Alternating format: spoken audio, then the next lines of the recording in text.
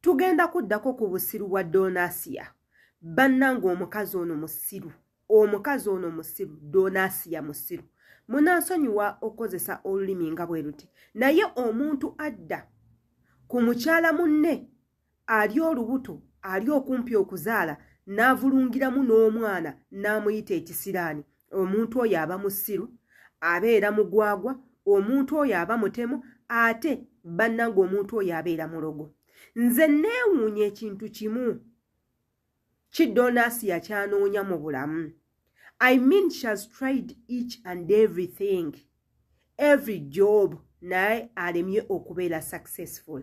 Tugambe nti nno egyo emitima emibi gy'alina ogwo ogutimatima oguvunda ogw'ensolo ogwa sitaani gwe gumulemesa okubaako kye yeekolera, okubaako obulamu obulungi bw'abeeramu. Nze naawe mmwe ba viewers mmwe mugenda okubaako bye mutugamba tumanye according ku mbeera gy'olabamu omukyalo oyo Donasia kiki ekimutawaanya ekimugaana okubeera successful. And of course this is Sheila Adita. Nkomyewo n'akatambi akolwaleero nga mbasaba munneeyungeko ku YouTube channel yaffe eno osubscribinge okwate mukade nga buli video yonna yonna gye nteekayo ekutuukako bulungi. And of course igwe ng'omu ku ba committee member abali kakiiko kaffe kano aka YouTube channel yaffe eno nkusaba obeere nga okomentinga tumanye endowooza yo ate era kijja kuba nga kiyambako n'abantu abalala ababa tebalabye video munnaye bo nga bazze buzi gy'anaakoma okusoma comments osanga ayinza okugwa ku comment yo ate nawe n'obeera nnamukisa nga buli we tukola obutambi buno tukutumirako era ne tukwebaza okuba nti otukolera omulimu omulungi ogwo commentinga n'okulayikinga. Ne bazadde bamwe tujja bbanga tubatumirako bw'oba oyina obubaka bw'oyagala okuyisaawo hit me up ongambe bane Sheila Adita tumirako ku mama wange, tata wange, abaana bange, bba wange, boyfriend, whatever kyonna kyoyagala nja kuba nkikolera. Tugendagendako mu mboozi ya Donasia. And of course yavuddeyo n'akola obutambi obubi ennyo obukwatagana ku mwana muwala Phoebe. Tujjukire nti Phoebe agenda kuzaala ebintu ne bibeera awo ne byonooneka anti mukimanyo omwana wa Phoebe tayagala amwogerako kibi. Yes, katugendeko mu butambi buno nga tetunnaba kubaako kintu kyonna kye twogera ate era tubeere nga tukomaawo. C-section ne bakuba eddagala n'ofaako ne bakugyamu omwana mbo nawe n'oyagala tukukulisa omwana. Twogera ku bantu nga ffe abayita mu labor pain. Ku myaka emito ne tuzaala abaana. Nze nazaala omwana owange omumbejja Fatuma. Omanyi lwaki simuggyako kitibwa ky'omumbejja? Omwana owange yali mulungi. Bayita wenza abaana bange bahafokasiti baali Basomaali. Temubayita baana babe bemuzaala abalina ennyindo ng'ebitebe by'eggaali. Nedda. Omwana owange yali muhafokasiti. Yali mweru omumbejja Fatuma abaamulabako. Ku myaka ena yalina enviiri ezitalinaayina. That's how beautiful my daughter was. Naye nebaza Mukama nti she's a topic in social media platforms. Mugezezzaako nnyo okukikozesa to put me down. Yes, I feel pain wherever someone tells me that genda ozikula omwana emagombe amagumba ogafumba ogawutemu. Of course I do feel the pain because I'm a mother and she was my firstborn. 16 nali mu ddwaliro baliyita main hospital mu Kenya, not even in Uganda because me my kids are not Ugandans. Oya konjaga mukanotinga bulungi, my kids are not Ugandans. Nali mu ddwaliro e Kenya n'ensindika omwana ku myaka 16. Nga tebansaze muva ku buno bwashakama obuzaala nga obukazi bukulu bunakakanga kayina emyaka 3 plus naye nga tekasobola na kusindika mwana wakire mu kitundu. Nedda nze nasindika omumbejja Fatuma omugenzi kati gwe mwogerako gwe mungama ngende nzikule magombe mulye. Nazaala first born wange nga wa kilo 3.9 ate nga namusindika ku myaka 16. Muli eyo muli bikazi bikulu kati gufidi gugo guli lubuto lwamyero guli lubuto guli mu myaka nga 28 bugenda kuyingira 3 naye omwana oyo ayinza okugulemu okusindika.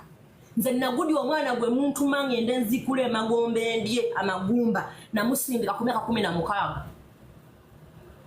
Kuleba nenkwata ekitanda bwenti nensindika omwana kilo 3.9 kwabulako point emu okuwera kilo 4 ku myaka 16. That's how strong I am.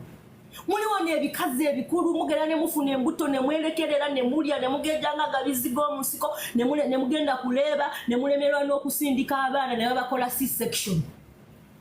Nandamu ne nsindika omumbejja Fatiya 2015 lwali mwezi gw'omukaaga kubanga nze nali ngenda Saudi naleka bibi wange wa myezi 4.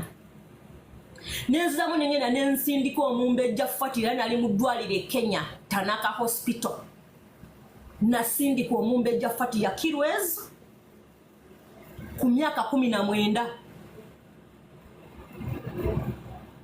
Oyo nno ye mwana muwala Donasia oba afaananya ani mu ggwanga lyaffe lya Uganda atayinaamu magezi yadde nga ye ebintu byayogera bibeera meaningless nga tebina gwe bigattako. Kati no yoyo Donasia nze nawuya n'okwewuunya people that give her attention yadde nga olumu ayogera ebintu ne bitujja ku mulamwa ne twagala ate tubyogere and of course nze omu ku abo atasobola kuleka nsonga ng'eno ng'eri mu kuhanginga.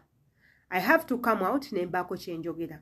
Gwe oba wuliriza obutambi bwe ye muli mu ntegeera ye ng'omuntu omukulu agamba nti abo bonna abakyala abafunye C-section be basaze obusazi bo baba tebalabye ku kye bayita labor pain.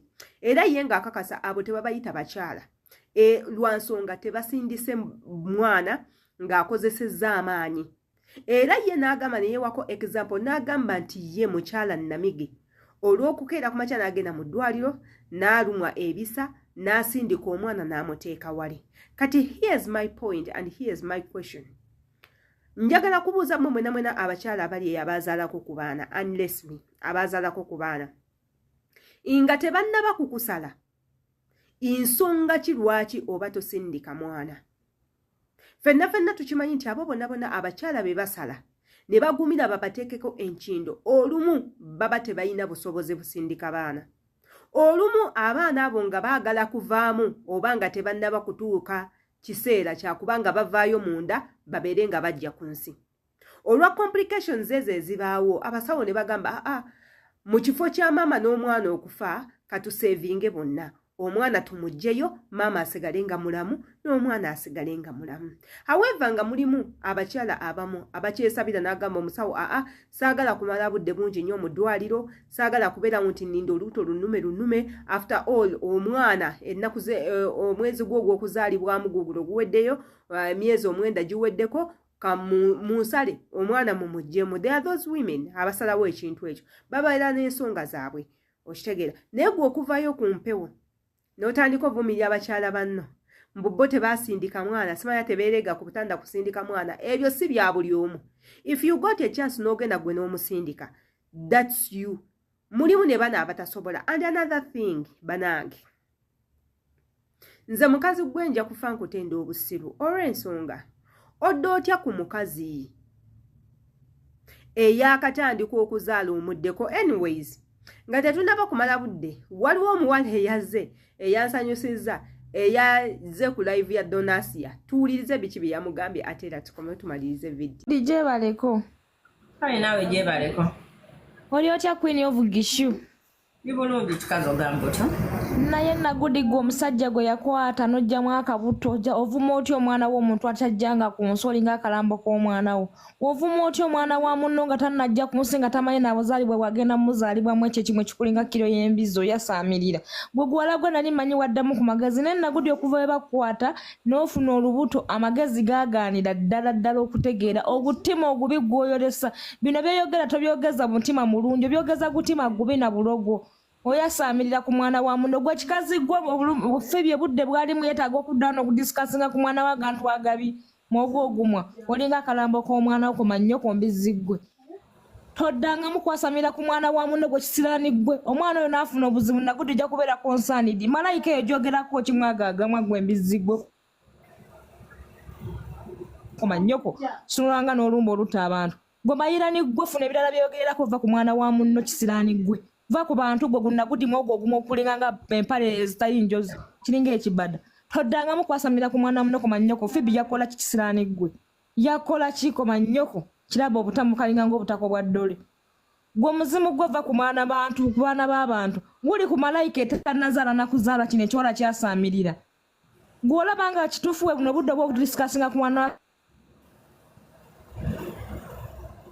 kunalibwa malayika eryenjerere ddi lwafuna omutima omuzadde gwe guwala gwe nga nawe wagenda muleba n'ozaala mbizibwe va ku bantu gwe gunnagudi gwe gwasiya gwe bakwata n'ojjamu ogubuto n'oguyiwa mu ttooyi oguguwa guyiwa mu ttooyi va ku mwana wa munno nagudi va ku bantu obakaabya amaziga gwe embiziggwe va ku baana b'abantu mweki ekimu ekikulinga toyi y'enkoma va ku baana b'abantu imagine nagudi nkwewuunyiza omwana atannazaalibwa gotandise okubira live ng'oyogera ebintu ebifaanaganako bwe bityo olinga olulambo olw'omwana wakoma nnyo kogenda oluziikuleyo oluli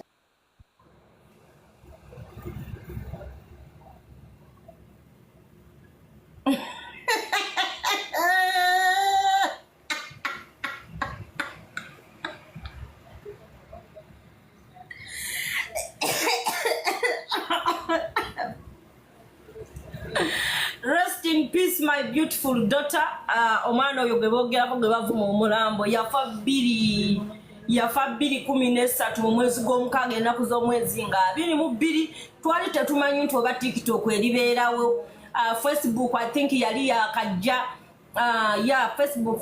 Facebook kyeka yatandika 2010 kubanga omumbejja Fatuma yazaalibwa 2010 Febu nga 23 nafa 2013 mu gw'omukaaga